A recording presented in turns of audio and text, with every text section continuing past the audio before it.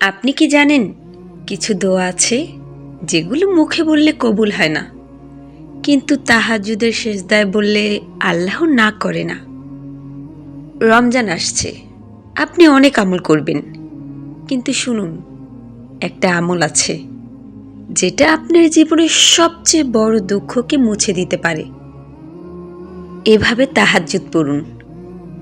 সেহরি করার 25 মিনিট আগে উঠে যান, অতঃপর উত্তম রূপে অজু করুন। ঘরের সবাই ঘুমাবে আর আপনি দাঁড়াবেন।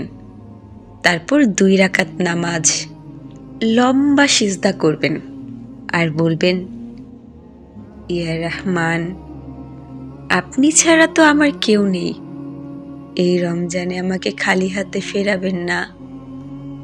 এবং সেজদায় অবস্থানরত অবস্থায় আল্লাহর 2টি নাম, ইয়া হাইয়ু ইয়া কাইয়ুম, যত পারেন পাঠ করতে থাকবেন। অতঃপর আপনার সেই দোয়াটি করবেন যেটা কাউকে বলতে পারেন না, যেটা মনে হলে বুকটা ব্যথা করে। প্রিয় বোন আমার, বিশ্বাস করুন, তাহাজ্জুদের সিজদা এমন জায়গা যেখানে ভাগ্য এসে হেরে যায়, যেখানে ভাগ্য লেখা হয়। এভাবে তাহাজ্জুদ পড়ে দেখুন, দোয়ার শক্তি নিজের চোখে দেখবেন, ইনশাআল্লাহ।